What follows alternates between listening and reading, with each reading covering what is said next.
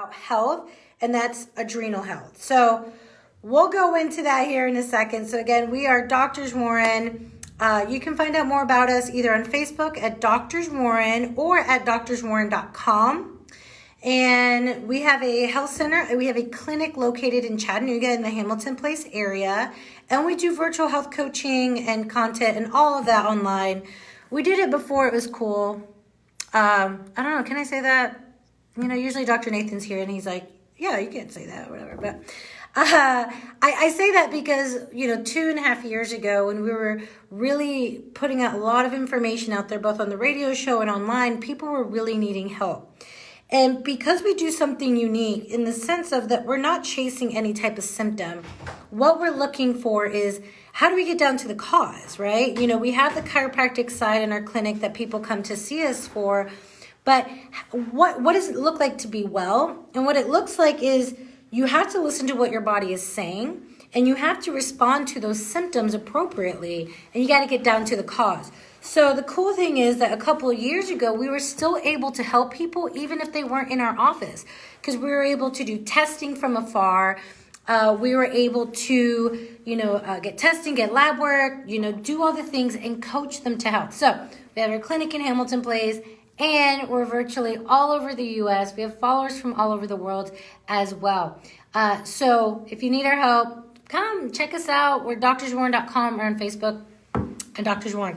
So one of the reasons I want to talk about, okay, I didn't tell you I was going to say this, but I just want to say one little thing, and you're going to like that I'm going to say this, and I don't know how it's going to show up on Facebook, but I just want to point something out, just kind of myth buster, and then we'll move on to the adrenal thing.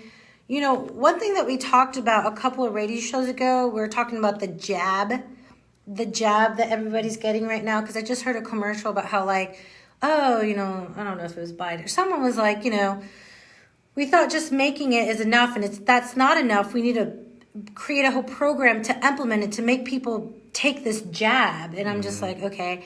And so I read online, there's this big influencer, and she was sharing this political fact thing, and they were talking about, they were talking about how or she shared another medical doctor. Either way, there was this information about how, once you get the jab, it only goes into, it only does things in a short amount of time. So that's why it's not necessary to look at long-term side effects. That is what they're telling you. That's what they're saying, that if you get this jab, if you're going to have any adverse reaction, it's only going to be, within the month or within a couple of weeks or whatever. And that's it, because outside of after you take that jab, I hope you guys know what I'm talking about. I can't get into the actual word, but the CV jab. Anyways, that is so freaking insane to me. I'm already ticked about, I've had way too many encounters with people that are seeing practitioners that are just destroying their health. So I'm a little bit on edge anyways, but it's so freaking insane to me that we believe that we could put something in our body and that there's no long-term effects, whether good or bad. Yeah. To think that we're this separate little system, and if we inject something into us, it's not going to affect us, and if it is going to affect us, it's very, very short-term because we know the body so well.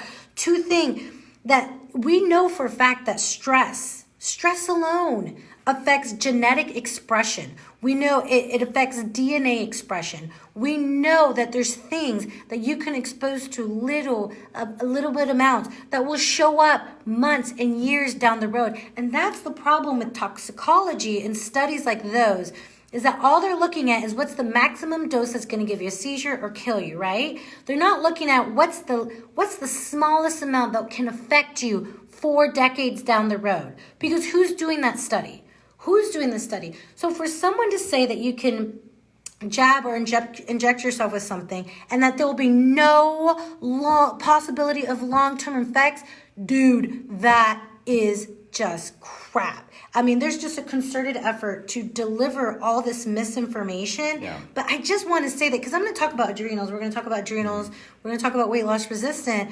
But you have to understand, how does someone who's changed their lives for 3 or 4 years still get cancer? You know, how does someone who's doing paleo, doing keto, and now they're exercising and all this, why do they still get cancer? Well, because they've only done it for 3 or 4 years. The previous 4 decades, they were bombarded by toxins they never, detoxed from. They had all this stress. They had this DNA damage, mitochondrial damage, cell damage. And now the body didn't have enough time to heal from it, or they weren't doing enough of the biohacks that their body needed. So for someone to say that the only type of reaction you can have is going to be the short-term reaction and that nothing is going to show up long-term if you get this jab is just, it's not science. Yeah. That's not realistic. And I can't even believe I heard a medical doctor make a video about this talking about, get the jab and, the only reaction will happen is only a couple of weeks, and disregard the fact that you can't even say that. You can't say that. You cannot say that definitively. You cannot encourage someone to take something based off of that fact because it has never been studied, because it would need to be studied for years. And the problem is, if it's going to be studied for years, people have to agree to study it for years. Because a lot of times what will happen is there's a cause and effect, but it's so far, so many months and years down the road that it can't possibly be connected. We know now that it's not about the maximum dose of toxins that is put into your body. We know that a little bit over time will change and destroy your body. We know a little bit over time. Yep. That's why I don't like this whole moderation is key. Yeah, no, if you're doing a little bit every single day, and your body can't handle it, that's still creating disease. Yeah. So that's just my little side thing. I think everybody just needs to use logic as well too, right? I mean, all you got to do is if you listen to any news channel, if you listen to any radio station, just listen to any doctor, any nurse that's on social media, they all say the same scripts over and over and over again. Come on, guys. You guys know the definition of insanity, right? Doing the same thing over and over again, expecting a different result. This is a very similar situation. When you hear the same thing repeated over, that means there's a specific agenda that's trying to take you a certain way, and you gotta learn to block that kind of crap out. And I will say this. There's only been out of they expected 20 to 30 million people, right, to get this jab, and only less than 3 million have gotten it so far, and they blame it on the distribution. It's not the distribution, man. People are smarter than you think. I know that you guys that are listening to us right now are smarter than what the media portrays you as, and understanding that, hey, listen, anything that's rushed within 7 to 8 months, 9 months, that's not science. There's nothing scientific about that. And then just understand, let me give you another perfect example, guys. How many years has Tylenol been studied?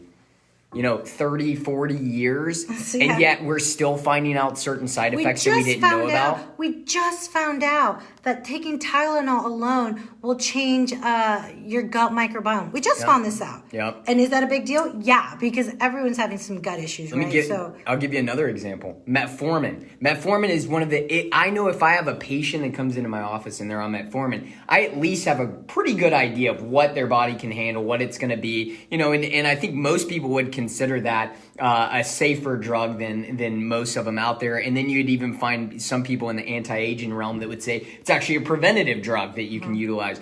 Even metformin over the last year had 5 different forms of it recalled because of a manufacturing issue. And so what I'm trying to say is it doesn't matter how long it's been on the market.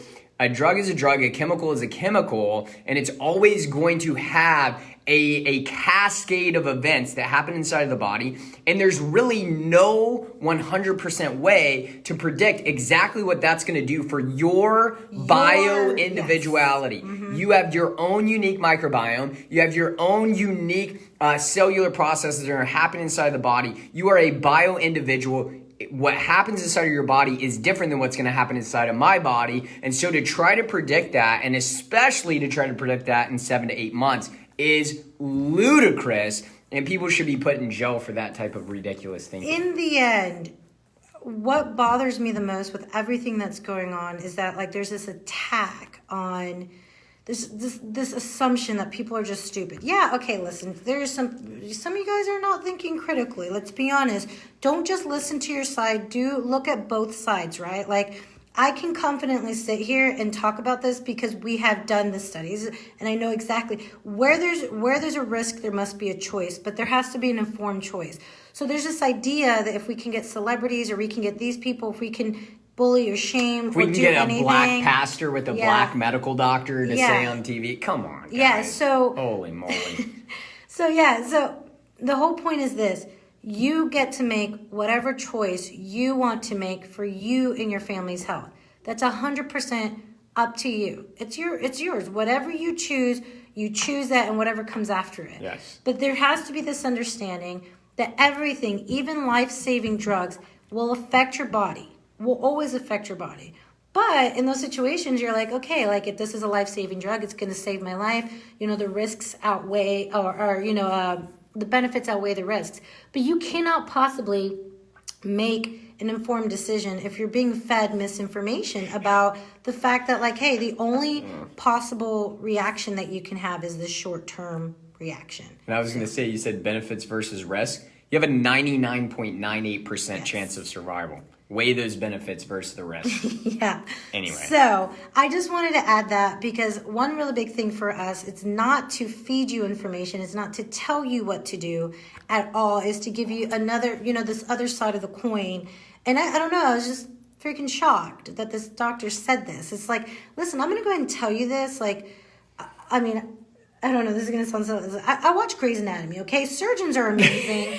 Like, and I know that surgeons are way more bad A than what's on Grey's Anatomy, right? Like, I have so much respect for people that are in the trenches, that are saving lives, that are doing these different things, but they are not immune to errors or mistakes. They're just not. No one is a god. There's no God in medicine, okay? There is not, and that's the problem. Medicine has now become this dogma. It's this belief system that, God forbid, you question anything about it, then you're an anti-this, you're an anti-this. Listen, science has theories, it gets tested and retested, but we have to be able to ask questions. And all of you guys, regardless of what the media thinks, regardless of what politicians think, you're not dumb. All right, you are absolutely capable of reading what you need to read and making the decision for yourself. And if I think you're making a bad decision, it doesn't matter. This is America. It's your decision to make that. But it's insane that we can shame or pressure, or do all these things one way or the other to try to persuade people to do something. Yeah. But bottom line is, yes, it's possible to get something right now, to put a pill in your mouth, to inject something into your body that can cause a cascade of events that might show up months, years down the road. Yep. And that's what 100%. I wanted to clarify with that. But no doubt.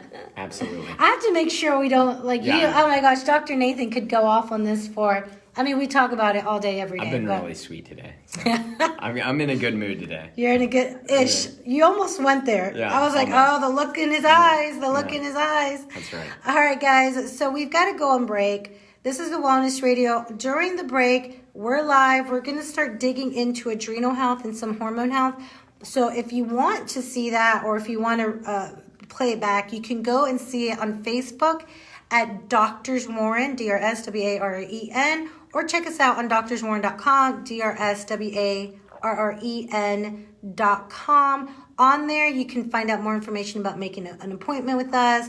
Check out Dr. Nathan's men's metabolic reset program as well. Yep. And when we come back, we're going to talk about adrenals and a question that we got about weight loss resistance. We'll see you right after the break.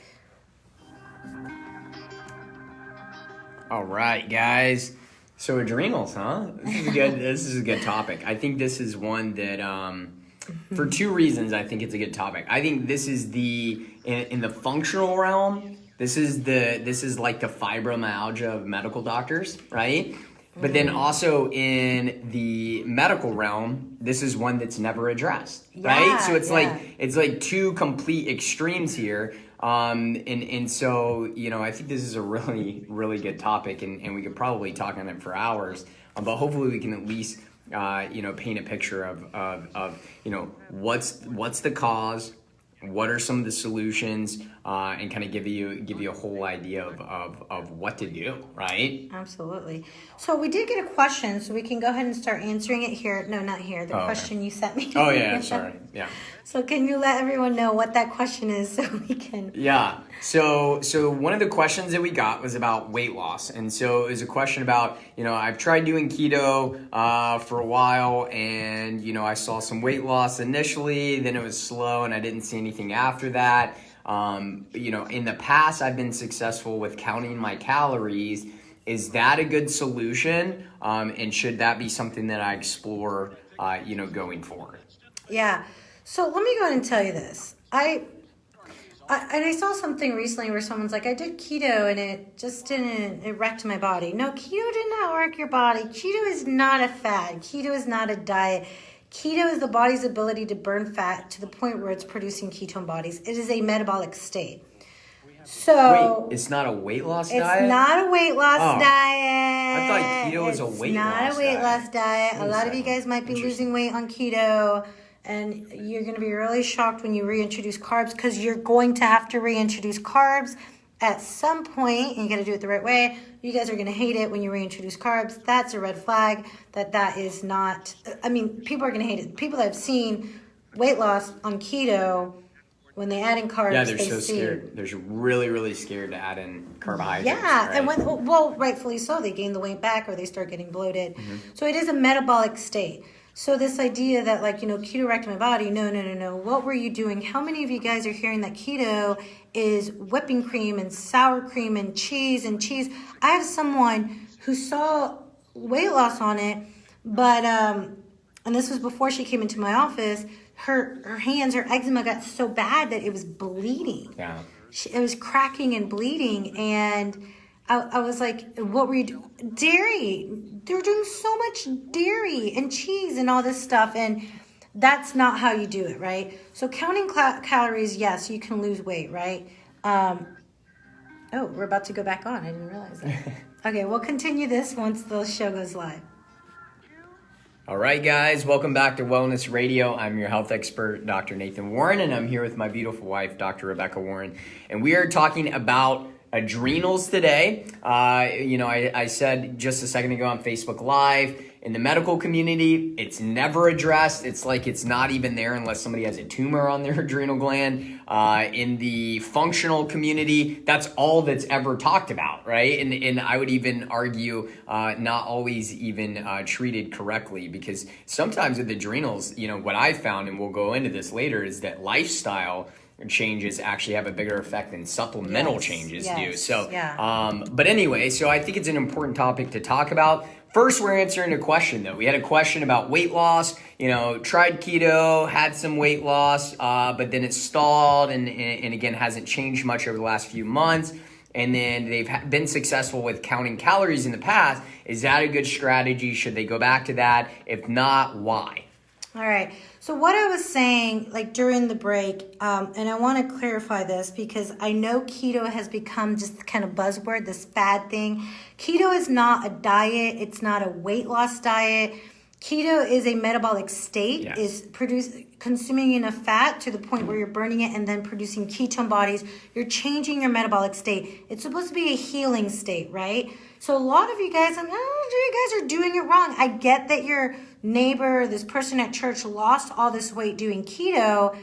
That doesn't mean they were doing it right whatsoever. Just go on Facebook and look at the keto groups. Oh my gosh, people were adding me to keto groups, and I'm like, this is so inflammatory. They're eating processed, super processed, bacon with hormones and antibiotics and ladies, you're doing keto with conventional meat, and you're eating a lot of conventional meat. And let me go and tell you this, men and women. I don't know why this was so mind-blowing to me and why I didn't know this before, but cows have to be pregnant to produce milk, all right? So I read this article about how they milk either pregnant cows, or after they give birth, they milk them, and there's only a period of time. We are drinking hormonal cow milk. Think about I brought this up to someone I was coaching, and I was like, how crazy, not how crazy, but think about how much hormones are going everywhere after you have a baby and you're nursing. And they were like, yeah. And I'm like, how many pounds does a cow weigh? I don't know. Yeah, A lot. 8 times what a human being weighs, maybe more than that. And so if it's hormones for a cow and you're drinking those, it's probably not a great idea. Biologically, it's not, it's not going to work out well. I mean, it's not going to kill you right away, right? But at the same time, I've seen a lot of autoimmune patients that will drive up, they're, like you said, eczema, psoriasis, they're inflammatory issues. And that's even on keto. Yeah. So to clarify is that, okay, let's talk about weight loss, because adrenals, and someone asked a really fantastic question about grief and trauma in the adrenals. And I'm going to touch on that because there is an emotional aspect to it. Time. But in regards to weight loss resistant, your body is, if you lost weight a certain way of eating, your body is telling you that it thrives off of diversity. So that's why I wanted to point out. So a lot of people do keto or low carb or calorie restrictive, which if you're doing it the right way, with good quality, healthy fat, organic meat, organic dairy, you're watching the quality of your calories. You're doing a really, really good quality fat and protein. I think I just said that already. Then you'll see those results. But then what ends up happening is that a lot of people stay there because they're like, well, I lost all this weight, doing keto, or I lost all this weight doing low carb or low calorie. But your body doesn't thrive off of that. Your body thrives off of now increasing calories, then stop intermittent fasting and eat more carbs, and then eat more calories. And then guess what? When you feel after that point that your body's not, thriving in that area, then you need to maybe do a little bit of a short period of good plant-based, just, low protein, high vegetables. So when you find that you've responded really well to a way of eating, especially if it's a way of eating that is healing and nourishing to your body, then it's time to diversify. And I'll close with this. This is the only time in human existence that we can eat whatever we want, whenever we want, however we want, whether it's in season or not. Our bodies, up until industrial farming, or even, industrial farming, because before, even if we farmed for ourselves, if it didn't work out, it didn't work out. We weren't eating potatoes. Or if we didn't have a healthy cow, we weren't eating, cow meat, right? This is the first time where you're eating so much at all times, you're drinking things that are empty calories, that's considered a meal, and your body needs a change. So when you're seeing, that's 2 things I'm going to tell you. Number 1, when you're seeing that you've kind of hit this plateau, then it's time to diversify. Then it's time to change up the way that you're eating. Still nourishing, but changing. Are you going to be doing more carbs? Are you going to be doing more protein? Are you going to be doing less protein? And then stick with that with the season and see how your body feels. The second thing that'll be weight loss resistant is toxicity. If you're toxic, if your fat cells are holding on to toxins, it encapsulates those toxins and it's going to make it harder for you to lose weight. If you've done really, really great, you can go back and do low calorie or something. Wouldn't you agree? Yep. But toxicities now should be your top priority, because this is the other thing. When you start to lose weight, and especially if you lose a lot of weight very quickly, then you're losing these fat cells and you're dumping toxins into your body. So a lot of times too, people will lose a lot of weight and not feel well. Well, it's because you have this toxin dump that's happening inside your body, and it's time to detox. Period. Everyone needs to detox. And I'm not talking about just a cleanse. Yeah. What is it? Celery juice? Years. It takes little over years, to detox the body. So I'd say this: top 3 things to do if you're trying to lose weight, and just like the person that asked this question. Number 1, if you intermittent fast, you're going to cut calories naturally. I mean, I dare you to try, go back to the way that you've been eating and count the calories that you ate, and then intermittent fast and try to get all those calories within a meal or 2. It's very, very hard to do. I know some people can do it, but it's almost uncomfortable to do it at that point. So I would say you're probably going to cut calories anyway if you're implementing some intermittent fasting. Number 2, always think fat and protein first, right? You got to eat good, healthy fat, good protein for that first meal of the day. When you do that, you satiate the body, right? Because those are 2 essentials. Remember, carbohydrates are not essential, but essential fatty acids, and protein, right? Those are essential to the body. When you feed the body what it needs, it's satiated, right? It's full. And so again, that's going to probably overall help you quote unquote cut some calories in a really healthy way. But then number 3 is, like you said, you got to vary it, especially if you're a woman. Like even more so, like I find with females, is you have to vary the diet. If you're going to do ketogenic, like maybe 3 weeks out of the month ketogenic, but then the week leading up to your cycle, throwing in sweet potatoes and yams and even things like organic, jasmine white rice or something like that to help add those carbohydrates in there. Fruit, right? Adding fruit in there. But you got to vary the diet, right? The body does amazing off of variation, like you touched on. So those would be the solutions. And then look there. at toxicity. And look at toxicity. You've got to address that. Everybody that's listening to this, it has to address toxicity. We just live in a toxic world. Yeah, but you won't let go of fat if you don't. Yeah. So let's go ahead and jump into adrenals, because someone made a really good question about the possibility that trauma and grief. So let's talk about what the adrenals do, right? Do you want to touch base on that, like where they're located and all of that? So adrenals are sitting on top of the kidneys, and the primary area that communicates with the adrenals is the hypothalamus, right? So hypothalamus sends a signal down to the pituitary talks to the adrenals, and that's the way it works. And it does that to allow the body to adapt, right, to its environment. You guys have heard the HPA axis, hypothalamus, pituitary, adrenal. We talk about it all the time on our shows, mainly because if you look at just about every chronic disease that's out there and you look into the literature, what do you trace everything back to is HPA axis dysfunction, right? Because it's an issue it's a failure to adapt to your environment, whether it's internal or external environment. That is literally the definition of health, is how fast and how quickly can you adapt to your environment, or how fast can you adapt to the stress or trauma that your body's been through. That's the definition of health. And one of the examples I always give is that's the difference between Uncle Jim, who's 96 years old, he's cussed, he's drank, he smokes, he does everything absolutely wrong, in every facet of his life, but nothing will kill him, not even COVID will kill him. And then you go over here and you've got a 23-year-old girl who shops at Whole Foods, does yoga, never puts anything bad in her body, and she's, diagnosed with ovarian cancer. What's the difference between those two individuals? It's not what they eat. It's not how they exercise. Obviously, what is it? It's adaptation. Uncle, whatever I said his name is adapting to a bad environment at a higher level than her body is adapting. So it's a failure to adapt. And so when we look at the adrenals, that's literally their primary job. Absolutely. And so what are some symptoms? And then we're going to talk about thoughts, trauma, and toxins that affect adrenal function. But some of the symptoms, man, sleep. There's so much, because it affects, like, once cortisol production is influenced, whether too much or not enough, then everything's affected. Your thyroid's affected, your sex hormone's affected, your brain's affected, your energy's affected, your ability to sleep is affected.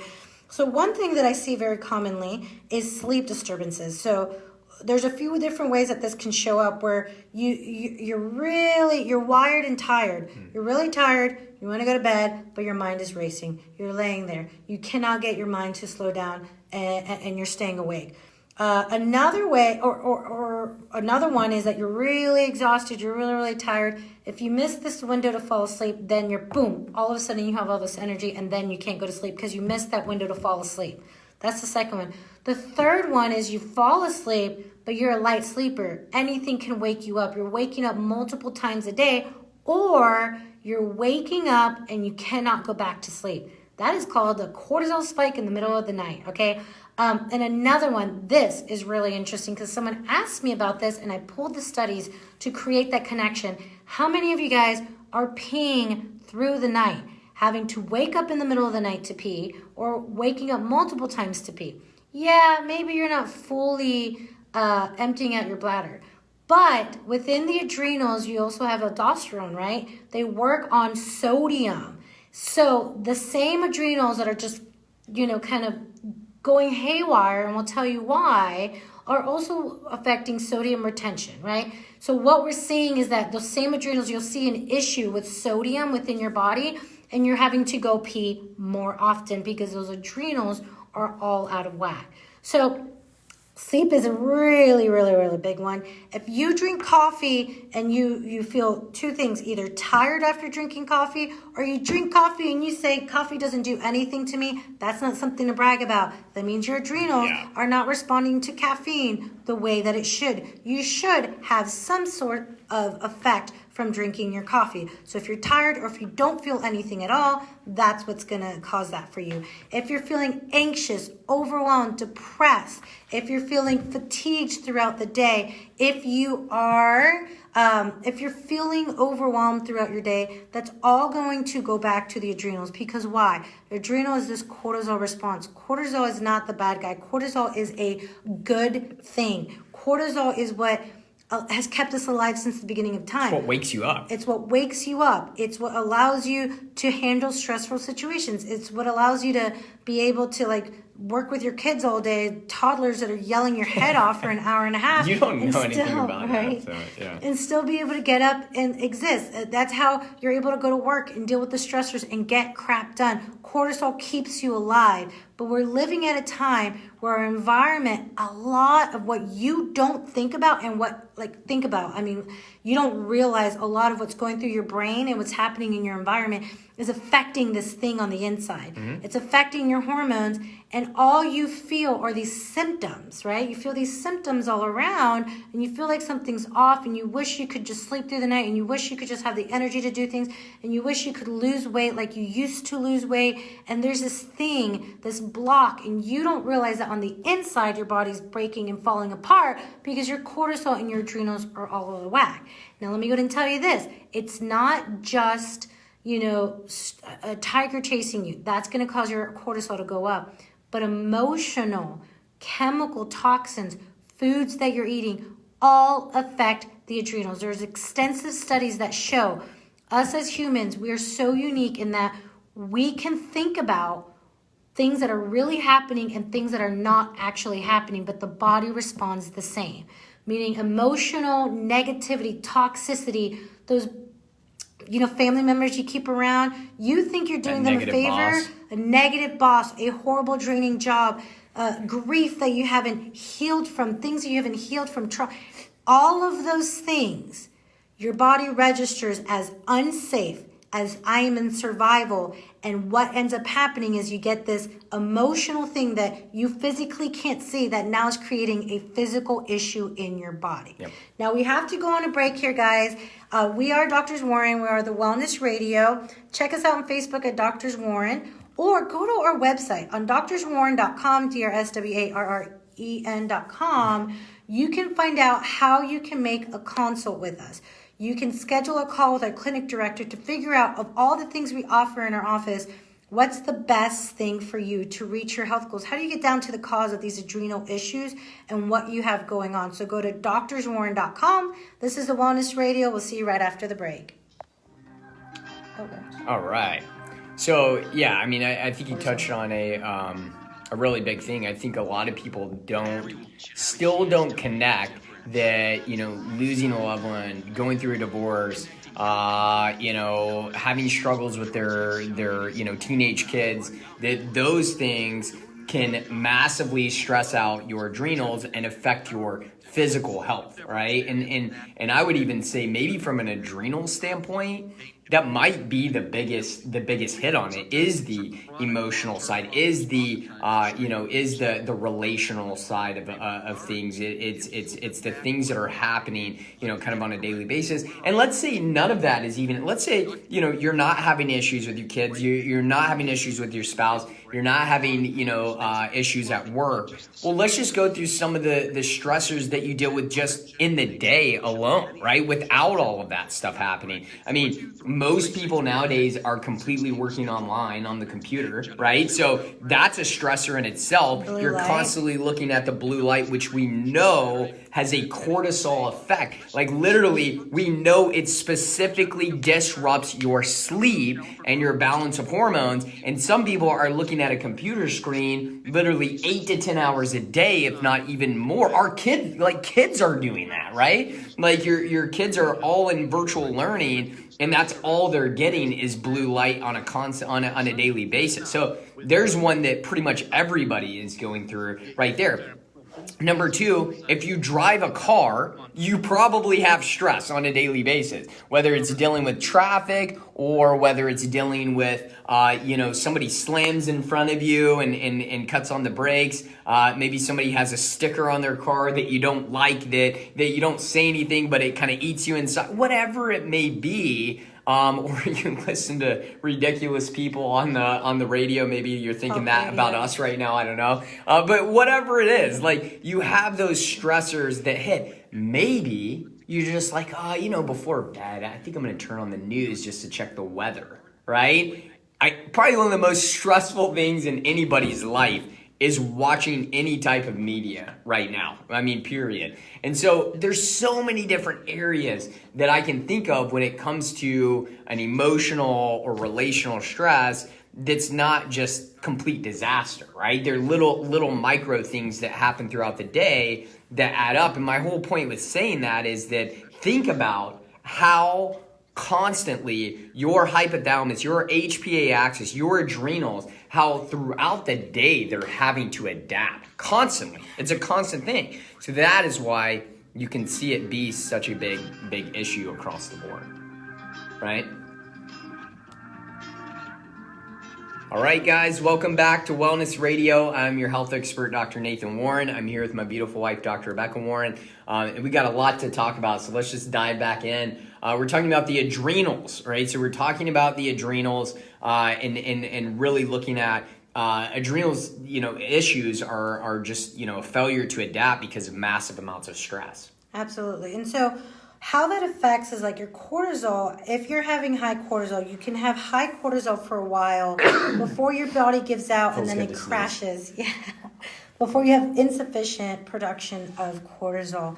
So depending on where you're at is where you're going to see your symptoms. But again, weight loss resistant, we're seeing low testosterone, low estrogen, low progesterone production, low thyroid function, or your thyroid is shutting down, okay? We're seeing gut anxiety, depression. What else are we looking at? Inability to be able to fall asleep at night, or you're waking up throughout the night, or you're just overwhelmed with a lot of different things. Or like me a couple years ago, I literally couldn't function without a nap in the day. Yeah. Like not because I wanted a nap, like I had to. Like I was dying if I didn't do it. Yeah, absolutely. And so what we need to look at is it possible, and someone commented on here about, reading an article about in PTSD and how that can cause a lot of cortisol and adrenal issues. Yes. Whether it's real or perceived stress, it's stress to your body, it's stress to your adrenals. So what does that mean? You have to get down to what's causing it. What is your stressor?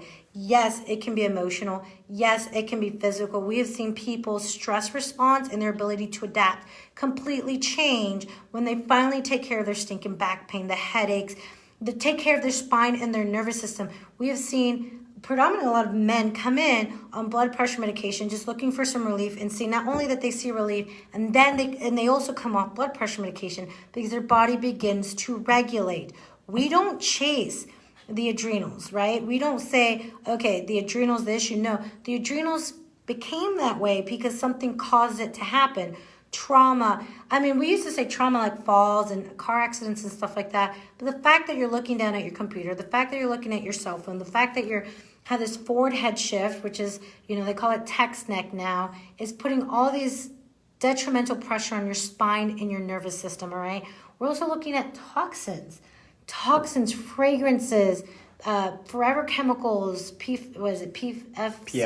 Yeah, PFOAs. We're looking at phthalates and BPS and BPA. There's all these chemicals, fluoride, chlorine. That, listen, what I'm telling you is that you can't not be exposed to toxins, but you can control how much you're exposed to. And it's not just your exposure to the toxin, it's your body's inability to handle that exposure. So it's your job to, number one, decrease your exposure to toxins and then detox as much as you can. And that's what we do on our office. But what you have to understand is, yes, There's a million supplements out there. I do not recommend you going off and trying ashwagandha or doing maca or something like this. I've seen it happen. If your cortisol is high and you take the wrong type of adaptogen, then you're making more cortisol. It's going to be horrible. Or if you're too low and you're doing calming adaptogens, it's just going to suck, all right? This is what we help with. If you find yourself stuck in this boat, if you find yourself, I need to get out of this hole, I need to change this anxiety, I need to change this feeling depressed or feeling down, this weight loss resistant men, that low testosterone, that back pain, that headache, whatever it is, whatever symptom you might be having, it's your body communicating with you. Not to tell you that it sucks, but to tell you that something's wrong. And you got to find the right team, and that's what we do as practitioners, as functional wellness practitioners, to get down to the cause. If you need that help, if you want that help, if you're ready to change, if you're ready to sleep at night, lose that weight, get that blood pressure regulated, you can make a consult with us. You can go to drswarren.com, DRSWARREN, and you can, right at the top, there's a banner, or is someone at the phone? I don't know. No, Yes. Okay, well, Kate's at the phone. If you want to give her a call, I did not know she was there. You can give her a call and set up an appointment with myself or Dr. Nathan. The number is 423-362-5360. Again, that's 423-362-5360. I said that in regards to supplementation and protocols, getting down to the cause, any kind of testing. But what you mentioned before is that one of the biggest ways that you can help your adrenals is through lifestyle. Yes. It's the things that I'm going to be completely honest. I am an Enneagram 8. If anybody does the Enneagram, I think slowing down is for losers. And I think yoga is like, bleh. And like, meditation, come on. But in my own health, I am missing a thyroid. It was cut out when I was 19. And my body's very, very, very sensitive to stressors. Everybody's body is very sensitive to stressors, but mine is. And I had to have a come to Jesus moment and realize that it's my lifestyle that is setting me up for failure. It's the choices that I choose to do every day. Yep. So what are some of those things that people can do today to help their adrenals? So this goes even if you're that wired and tired, or if you're like in phase 3, just done, completely wiped out and exhausted. These are things that can help all of you, right? Kind of across the board lifestyle factors. Number 1, go to bed at the same time every night and wake up at the same time every day. Now, I know for those people that have hit like that complete exhaustion, that sounds wild, right? Like you're like, but on Saturday, I finally get a chance to sleep in.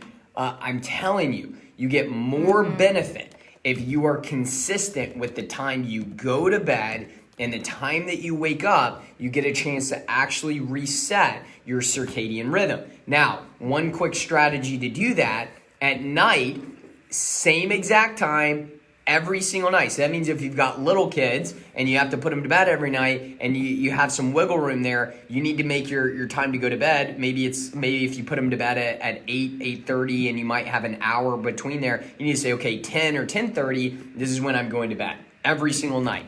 And one thing you need to do is you need to utilize melatonin. Melatonin is a fantastic hormone that helps with, again, balancing your circadian rhythm. And remember, melatonin, I will say this, because I used to be in this boat where I used to think that if you take melatonin, maybe there's this negative feedback loop that your body's not going to produce melatonin, and then you're going to rely on melatonin. Really, the studies don't show that at all. Like, the studies do not show that you become reliant on melatonin. Actually, in high doses has actually been shown clinically to be amazing for preventing metastasis of cancers, helping with improving bone density. I will say absolutely though, amazing. I feel that if you're going to use melatonin, you should work with a functional practitioner. For sure, to find out how much, when to cut back, when to increase, and that's what we do. Is we work with people, especially or how to get it in, or how to get it in the right way. Because there's different deliveries, right, to get melatonin in the body. So we have to go on a break. We are going to tell you guys even more stuff. But I do like melatonin. I agree. Yeah. For a while, I was like, don't do melatonin. But now you can definitely utilize it and melatonin for COVID. Yeah. That's something that really helps a lot too. So guys, we have to go. This is the Wellness Radio. Check us out on Drs. Warren, DRSWARREN. Sign up for our newsletter for free health tips and our recap from our radio show. Or you can go there right at the top of the page and schedule an introductory consult to see how we can best help you reach your health goals. This is the Wellness Radio. We'll see you right after the break. All right, let's see here, man. I've been throwing back the ashwagandha. Well, again, it's not, I wouldn't say that that's necessarily bad. For you, that might be a good strategy. It's important to understand what's causing your issues. And, I also find when people are on adaptogens, they'll be on it for a really, really long time. And I will say this, adrenals does take time to heal, maybe 90 days, maybe a year, depending on how overwhelmed they are. But, if you've been taking it for a long time and there isn't even just kind of a little bit of a budge in one area, like if you don't even see something move in the right area, it's time to change. It's time to do something different. Yeah. And I've kind of seen at least from my perspective, some of the more calming, adaptogens are more like the holy basil, the lemon balm, the passion flower, those type of things. More of they can help provide some maybe calming energy, like some energy though. Like ashwagandha seems to be one that I see maybe better utilized in the morning or kind of mid-morning area to do that. So again, everybody's a little bit different when it comes to supplementation. That's why I get so annoyed when I just see adrenal supplement. No. There should be different categories and different herbals depending on, what phase are you in? Are you in the wired and tired? Are you now more exhausted, or are you flat out hit a brick wall? Where are you at with it? And then go from there. Because if you've hit a brick wall, actually utilizing some cortisol, is a must, right? You have to in the morning, otherwise you're not going to wake up very well. But go ahead. What I was going to say though is are you also adding in calming rituals to your everyday?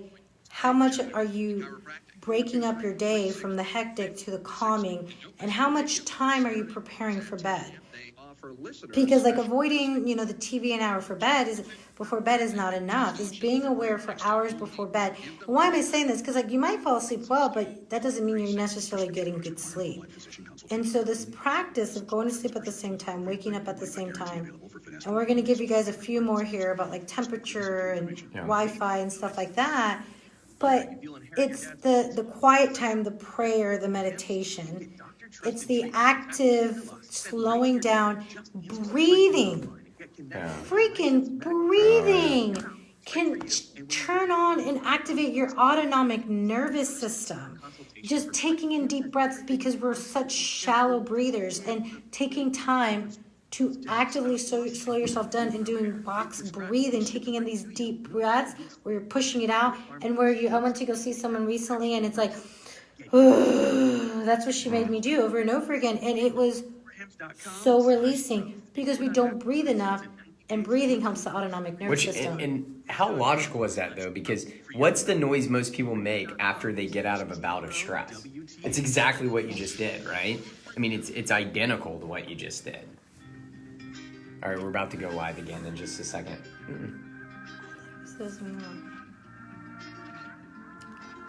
All right, guys, welcome back to Wellness Radio. I'm your health expert, Dr. Nathan Warren. I'm here with my beautiful wife, Dr. Rebecca Warren, and we're talking all about the adrenals today, about stress adaptation, and we kind of painted a picture of the importance of the adrenals and what kind of hits it. And so we started diving into lifestyle changes because, again, I think that this is the primary area that you get the biggest results, at least long-term and over time, rather than just supplementation. Now, I'm not saying there's not a specific time and a place for supplementation and that we don't utilize it, but again, that's why you talked about, utilizing a good functional practitioner, be able to know which type of herbals am I taking, which type of adaptogen should I be taking, do I need to use a glandular, do I need to use some cortisol, to get it back on track, what type of testing to do and all that. But from a lifestyle standpoint, these are things that can help everybody,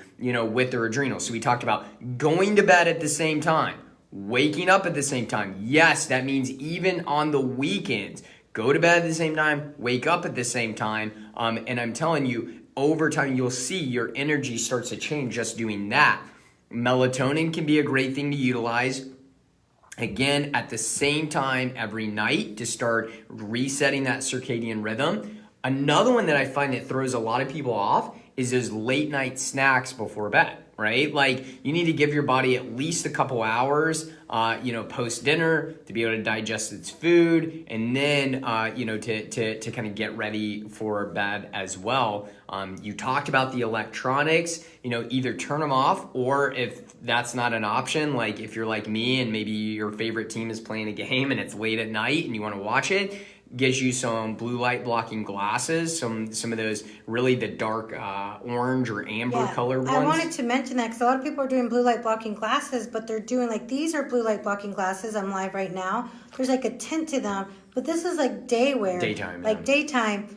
The real solid blocking where you're protecting your brain, especially as you're leading up to the night, is going to be the ones that you can actually see that they're orange. And you can get like orange a pair lenses. of those for like $6 on Amazon. Yeah, so the blue light blocking glasses is huge, going with the orange tint. Yeah, at night. Yep, for sure.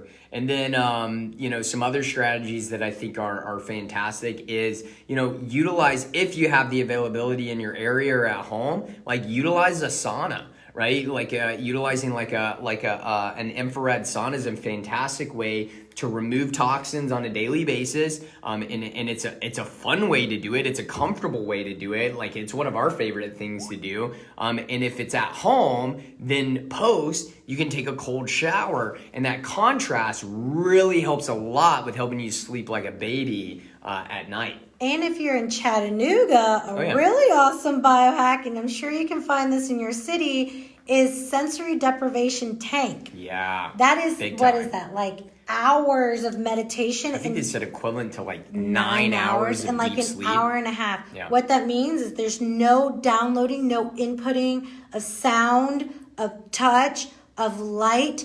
You lay there and you get to reset your body. So if you're in that serious like 911 state, get yourself to a sensory deprivation tank. The one here in Chattanooga is Lucidity, but you can find one locally to your area. Yeah, and again, it allows you to relax muscles you haven't relaxed literally in years. It allows you just to lay in the quiet. And for some of you, it's going to be really hard. Like it's going to be hard, right? Dr. Rebecca, it was really, really hard for her when she did it, but being consistent with it is a fantastic thing. And I think especially if you've hit a brick wall, this is a chronic, adrenal issue, it's really hard for you. I do think in your area, try to find a place that has sensory deprivation tank, or they may call them float tanks, whatever it is. And utilize that. I think that's a really great lifestyle strategy. The one things you should not do, you shouldn't be fasting, right? You should be actually consuming good calories. I recommend a paleo diet. Still consider fat and protein first in your first meal of the day. I don't think you should be snacking all day long though, but you can at least have 3 to 4 meals throughout the day. Utilize it that way. And also too, just make sure that you are consuming good, again, whole food based, lots of nutrients to supply your body with, plenty of minerals. A lot of good minerals. Yeah, yes. Lots of good sea salt and everything like that. All right, guys, so this is the Wellness Radio. We do have a second hour focused on blood sugar that we'll be playing on the radio. But if you'd like to know more about making an appointment with us, go to drswarren.com, DRSWARREN.com, or give us a call at 423-362-5360. We'll see you later. Wellness Radio is presented for informational purposes. All right. All right, that was the radio. That was a wrap up for the radio. Mm-hmm. Yeah. So, but again, from a lifestyle standpoint, like the other big thing that I find, along with like, you'll still see some people trying to push fasting, and that's not a really a good thing if you've got some major adrenal issues. And then number 2 is they still are trying to exercise their way out of an adrenal issue. Like you'll see people, I have people that are still doing CrossFit workouts, and they're like, borderline phase 2, phase 3 of adrenal fatigue. And it's like, you are going to continue to spin yourself down because you think that exercise needs to look the same way for every single day. And that's just not the case. Like if your adrenals, if you're trying to heal your adrenals, you know, again, you can still utilize some form of exercise and movement, but maybe it looks more like, Pilates, you know, Pilates or walking yoga, out outside, walking. nature hikes. You know, maybe it looks like getting on a treadmill, and instead of doing like running and sprinting, maybe you just put the incline way up and you walk on it, right? And you use like maybe you do some easy resistant band training. But again, like going out and doing you know, an Orange Theory workout or a CrossFit workout with adrenal fatigue is not a great idea. And those are great workouts, by the way, like amazing workouts. So I'm not saying that. But with adrenals, you do have to be aware that exercise is a stressor, a good stressor most of the time. But if you're that sensitive, you know, you do have to be aware of that.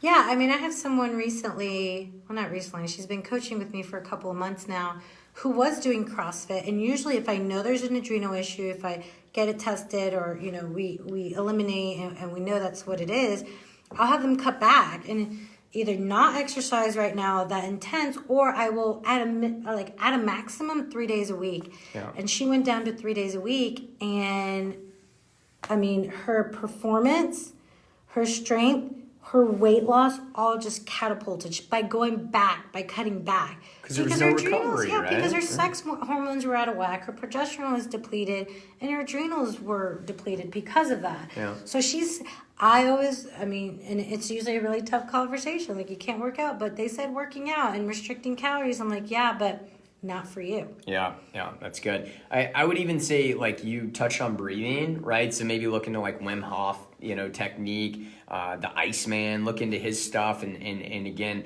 learning to control your breathing even in stressful environments. That's why, you know, I know he's a big component of the cold, you know, part of it, whether it's a cold shower or something cold in nature, that you're exposing your body to, and learning to breathe your way through it. Where that translates into is later on, you're in a meeting with your boss and he's yelling at you because you didn't meet a deadline, and you're actually breathing your way through it. You know how many times, like, I even find myself in stress and I'm like, after it's over, I'm like, and I'm like, oh my gosh, I wasn't even breathing, you know, during that moment. And so breathing can change your life, like, as crazy as that sounds.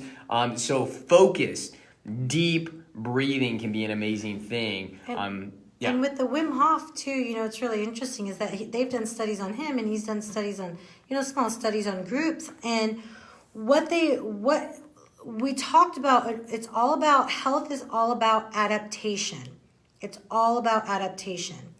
And so what's really amazing is, I think it was the group, because he wanted to prove that I'm not like a Superman. Like, it's not something unique that's in my body. It's the training. It's my ability to have my HPA axis balance out. Mm-hmm. And so what he did is he taught a group how to do the breathing and doing cold, you know, breathing through the cold.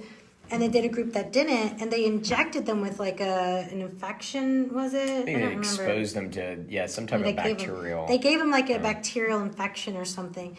And the people that did the breathing techniques, the cold techniques, did not get sick, and they had more people getting sick in the area that did not learn how to breathe or use the cold therapy. And why would that happen? Like, because the terrain, the inside of your body is what determines whether you're sick or not. It is not the pathogen. It is not the virus. It's not the bacteria. It's not the infection. It is your body's ability to handle that external thing. And so when your cortisol is through the roof or just depleted, you're stressed out, whatever it may be, your body will not be able to respond appropriately to outside pathogens. And that's when you get sick. That's when you express the symptoms. That's when, not every time, because expressing symptoms is still a good thing. It means like your body's responding. But it's when you really get seriously sick is when you're seeing those things happen. Yeah, for sure. I think another area that I think is important to address too is some of us, we all, at times need a mental detox, right? And so what I mean by that is, what are you filling your mind with? Are you filling your mind with, again, all the negativity of everything that's going on in social media and, on the news and everything like that? Like, some of you guys just need to turn it off and turn on the worship music, or you need to, listen to a sermon, listen to a podcast, or listen to books, read books. You need to spend more time doing that.